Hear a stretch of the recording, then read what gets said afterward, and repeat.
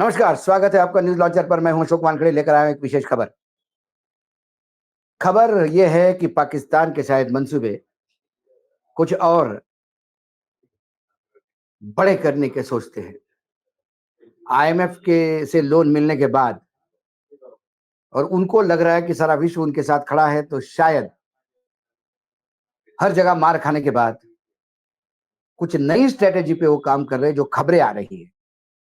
खबरें ये हैं कि पाक की नेशनल कमांड अथॉरिटी, जो एटमी हथियारों को कंट्रोल करती है, उसकी बैठक पाकिस्तान के प्रधानमंत्री शहबाज शरीफ ने बुलाई।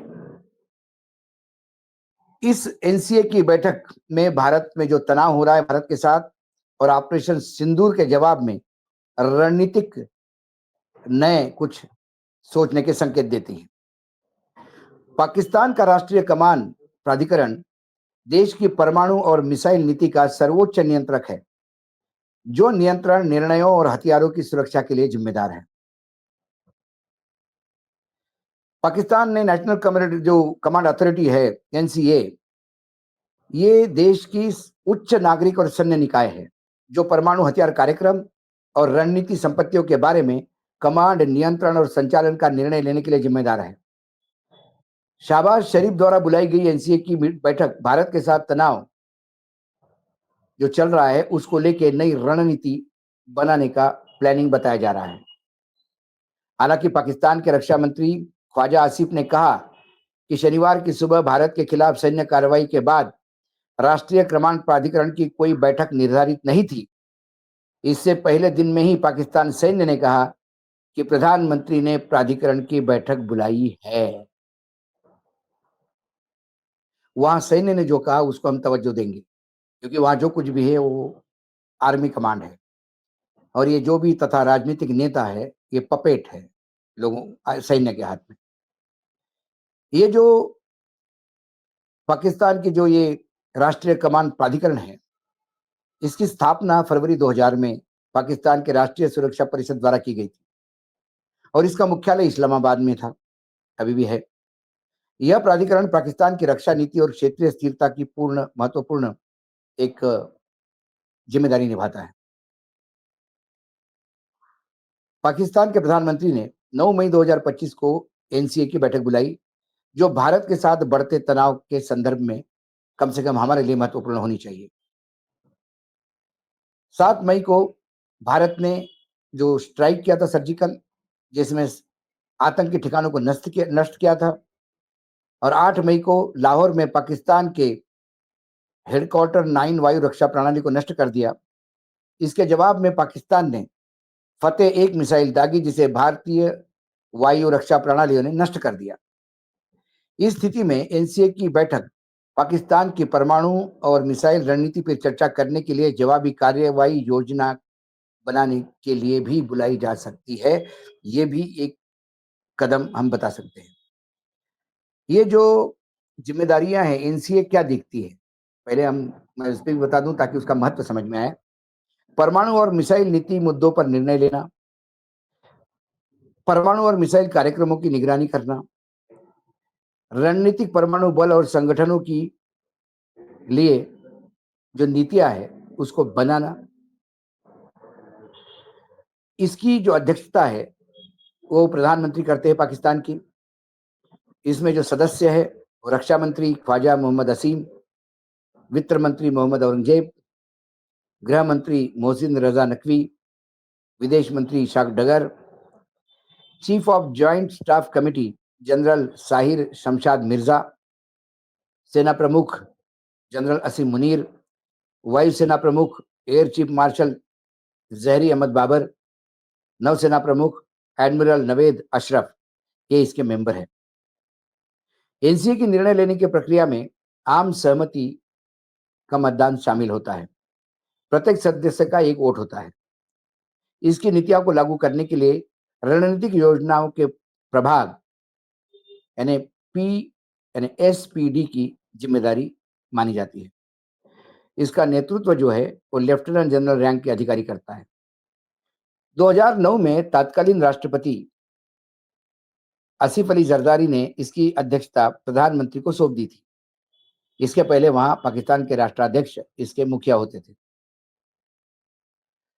यह बदलाव परमाणु और मिसाइल नीति की वास्तविक पुनर्गठना के बजाय पाकिस्तानी सरकार और पाकिस्तानी पीपल्स पार्टी के भीतर सत्ता संघर्ष और सैन्य और राष्ट्रपति जरदारी के बीच तनाव का परिणाम था। अब ये जो स्ट्रेटेजिक चेंजेस है, ये हमारे लिए क्यों इंपॉर्टेंट है? क्योंकि पहले भी हमने कहा कि युद्ध की जो लैडर होती है, वॉर लैडर, वो 7 स्टेप की होती है और 7वें स्टेप में परमाणु हथियारों का उपयोग और पूर्ण संहार होता है। छठे में मिनी परमाणु हथियार होते हैं। हम अभी चौथे स्टेज में हैं। भारत पाकिस्तान के बीच में जो तनाव है, इसको आप चौथे लैडर के स्टेज माने जाते हैं। 5वां, 6वां और 7वां। अमेरिका से लेकर तमाम विदेशी ताकतें एक ही बात कर रही है कि आप संघर्ष कम करो ताकि ये संघर्ष परमाणु तक नहीं जाए, क्योंकि दोनों देशों की परमाणु की कैपेसिटी है। सवाल ये है कि क्या ये फुल फ्लेज युद्ध हो रहा है? भारत कभी आक्रांता रहा नहीं। भारत ने कभी भी हमला किया नहीं। सर्वप्रथम जब आतंकियों ने भारत पे हमला किया और निर्दोष लोगों के पहलगाम में जाने ली और उस कांड की रिस्पॉन्सिबिलिटी अपने सर पे लेते हुए एक आतंकी संगठन जो पाकिस्तान में अपना हेडक्वार्टर बनाए हुए था, उन्होंने ली, तो भारत ने जवाबी कार्रवाई में सिर्फ उन आतंकियों के ठिकाने नष्ट किए।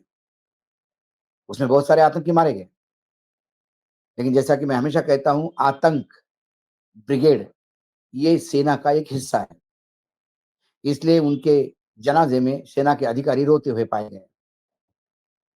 उसके बाद पाकिस्तान ने भारतीय जो हमारी आर्म फोर्सेस है, उनके ठिकानों पे मिसाइलें दागी, जो हमारी रक्षा प्रणाली ने नेस्तनाबूद कर।